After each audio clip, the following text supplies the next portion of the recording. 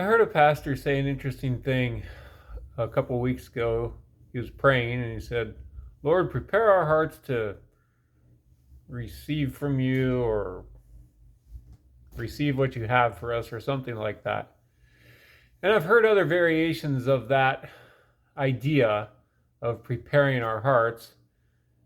Someone up on stage might say, prepare your hearts to receive from God, or some variation, right? Like there's somehow God prepares our hearts or we prepare our hearts to receive from Him. And quite frankly, it's usually said in a way that is meaningless because nobody knows what it means and they're just repeating what they've heard other preachers or pastors pray. And so it becomes the thing to say when it has absolutely no meaning at all. It's just one of those repeated meaningless prayers, right? But somewhere, back in the beginning, it had meaning.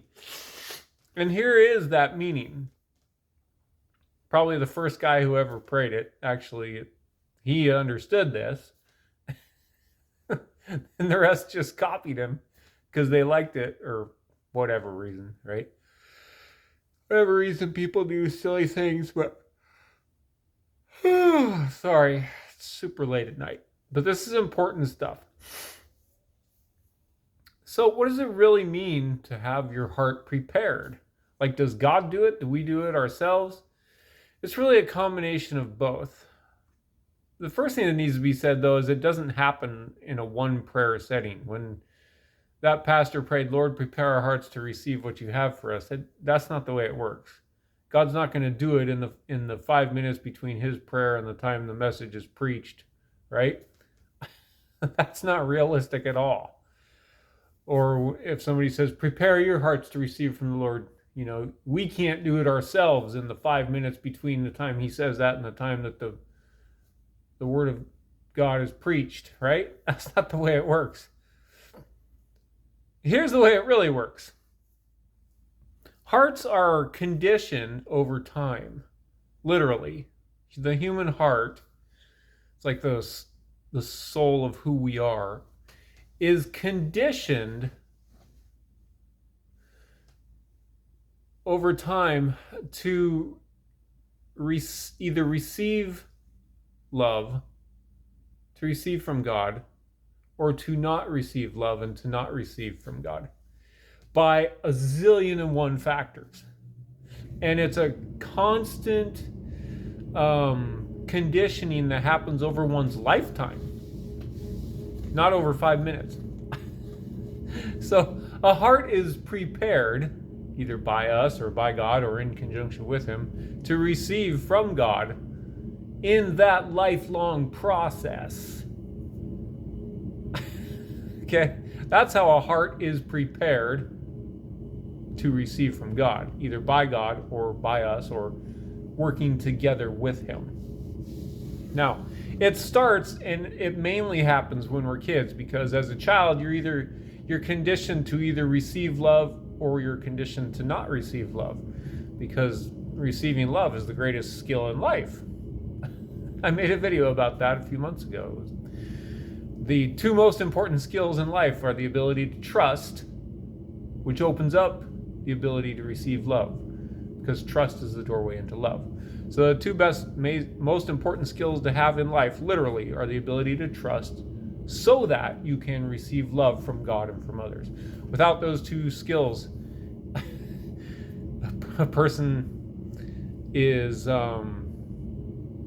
effectively cut off from love, which is the one thing we need more than anything else in life. That's why those two skills are the most important skills to have, whether we consciously know it or not. So a human heart is conditioned to be able to trust and receive love over time, especially when we're kids. Our hearts are being formed for those first 18 years, give or take, right? 18 years is just a rough estimation. But our hearts are being conditioned to either be able to trust and receive love or to not be able to trust and receive love. And however they're conditioned, sticks with us into our adult life. And if the same conditioning persists, whether it's the right one or the wrong one, then it will strengthen over time. So let's talk about each way.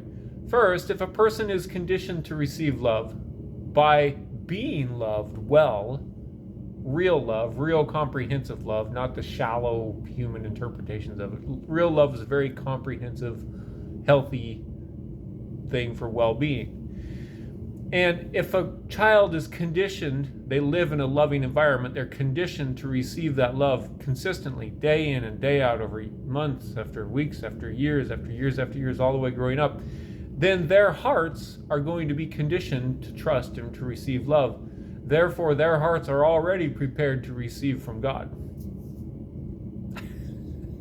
So when a pastor prays that prayer, it's like, okay, that's nice, but it should have been being done for the past 18 years, okay? Or if a person is 50, it should have been being done for the past 50 years, okay? Now the opposite, if a person is not conditioned to trust and to receive love, they live in an abusive environment, they grow up that way for the first 18 years of their life, their hearts are not prepared to receive from the Lord. Why? Because their hearts are not prepared in general to trust and to receive love. Therefore, their hearts are closed off to love. Naturally, as you would expect from someone who was abused constantly, day in and day out, over days and weeks and months and years till they're 18. Their hearts are not conditioned, not prepared to receive from the Lord. Okay? And they're going to have to go through a reconditioning process. Once they realize that, anybody, any of us, could be any of us, we have to recognize it and go, oh, I need to recondition my heart, which is the essence of that prayer, preparing my heart to receive from God. How? By learning to receive love, by being intentional about receiving love from God. So, to prepare one's heart, or to have one's heart prepared to receive from God, is a consistent process that happens over years and years and years and our whole lives, but especially as children. So it's kind of pointless and silly for a pastor to pray that at the beginning of a message, because it's like has almost zero effect. Right? They're just saying it because they've heard other pastors say it and it sounds churchy, but it's pointless, right? The real preparing of the hearts happens over time, and we need to be aware of that fact and be intentional about it for ourselves, for our kids, and those we're responsible for, right? To be sure that we are conditioning ourselves to receive love as adults by being intentional about receiving God's love, learning to trust Him within relationship with Him, having an authentic relationship with Him so that we can learn to trust Him, which opens the doors to love. Trust is the doorway into love. That's how we do it to ourselves. We don't do it in 5 minutes at the beginning of a sermon. We do it year after year after year after year by living in relationship with God, learning that He's trustworthy, and intentionally receiving His love.